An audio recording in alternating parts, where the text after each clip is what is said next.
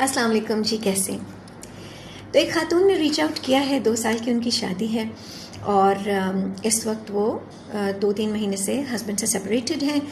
ملک سے باہر رہتی ہیں اور بتاتی ہیں کہ جوائنٹ سسٹم میں رہتی ہیں، یعنی ان کے ساس سسر اور دیور دیورانی بھی ساتھ ہی رہتے ہیں اور جو مشکلات ہیں ان کو وہ کچھ اس نوعیت کی ہیں کہ ان کو پرائیویسی ایشوز آ رہے ہیں۔ پرائیویسی ایشوز بھی اس طرح کے آ رہے ہیں کہ ہسبینڈ یہ نہیں سمجھ رہے کہ کیونکہ باتھ روم ان کا شیئرڈ ہے تو دیور دیورانی یا جو بھی ان کے باتھ روم کو شیئر کرتے ہیں وہاں پر ظاہر ہے اگر وہ ایسی جگہ رہتی ہیں جہاں ان کے پاس آٹومیٹک واشنگ مشین نہیں ہے یا وہ کپڑے اپنے نہیں انڈر گارمنٹس اپنے نہیں دھونے کے لیے ڈال سکتی سپریٹلی، تو ان کو برا لگتا ہے کہ جی ان کے دیور یا ان کے سسر یا کوئی بھی اور جو ہے وہ ان کو دیکھے۔ یہ ایک امپورٹنٹ بات ہے جو کہ ان کے ہسبینڈ کو سمجھنی چاہیے۔ بہرحال وہ اس پہ ناراض ہوتے ہیں اور ان کو وہ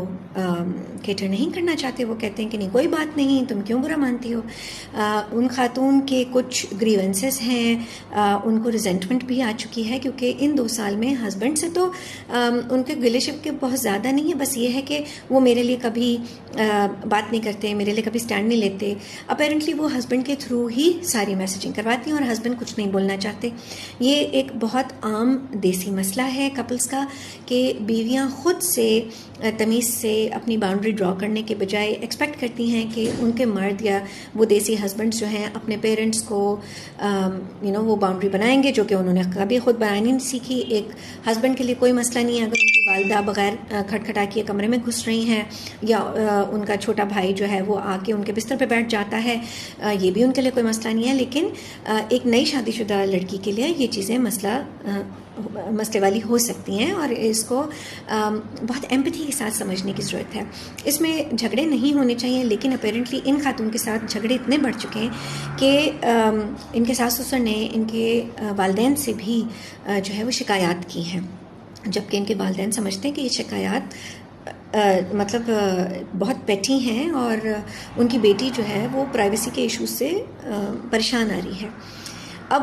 کیونکہ بات یہاں تک پہنچ چکی ہے کہ والدین ہی آپس میں بات کریں گے، ہسبینڈ اور وائف کا آپس میں رابطہ نہیں ہے، تو مجھے انہوں نے رابطہ کیا اور یہ مشورہ مانگا ہے کہ اب انہیں کیا کرنا چاہیے۔ میرا اپنا جہاں تک خیال ہے، ہمیں یہ بات کیوں میں اس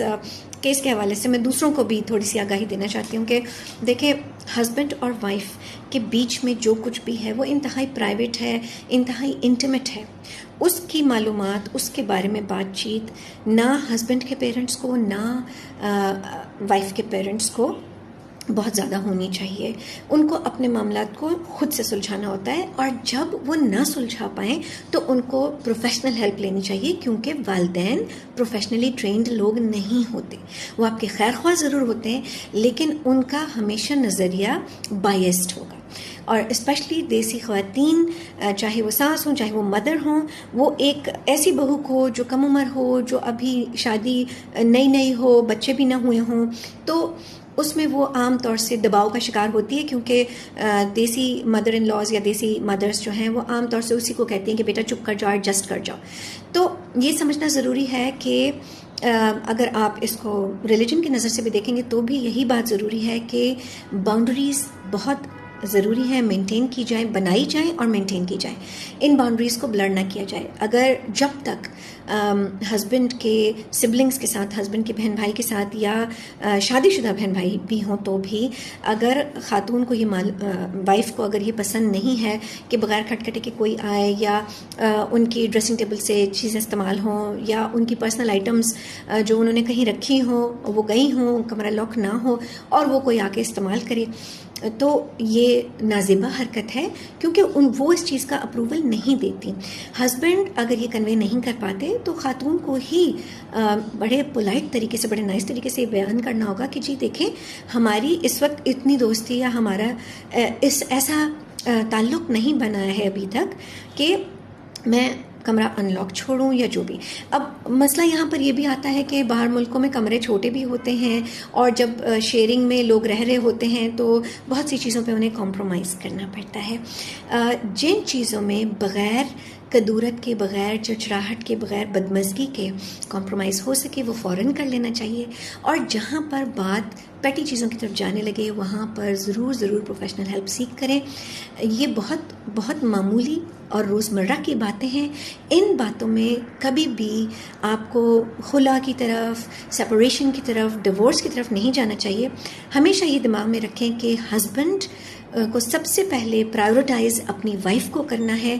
اگر وہ اس لائق نہیں ہے کہ وہ وائف کو سپریٹ اکاموڈیشن دے سکیں یا وائف کی پرائیویسی مینٹین کر سکیں تو پھر وہ شادی کے لائق نہیں ہے. ان کے والدین کو بھی یہ چیز سوچنی چاہیے کہ ہاں کچھ عرصے گزارا ہو جائے گا تو اس گزارے میں ان کو بھی کچھ کمپرومائزز کرنے ہوں گے. سو خوش دلی کے ساتھ رہیے اور ایسے تمام طریقے سیکھیے پروفیشنل ہیلپ کے ساتھ جو آپ کو ایک اچھی خوشگوار زندگی گزارنے کے لیے ڈائریکشن دیں اور آپ پلان کر سکیں ایک اچھی زندگی. I hope this was helpful for you. Please دوسروں کے ساتھ شیئر کیجیے گا. مجھے آپ رابطہ کر سکتے ہیں اگر آپ کو اس قسم کے کوئی بھی ایشوز آ رہے ہیں. میری کپل کوچنگ پروگرامز ہسبینڈ اور وائف کے لیے ہیں, اسپیشلی وہ لوگ جو اسٹرگل کر رہے ہیں with joint family systems and of course boundaries جن کی نہیں بنی.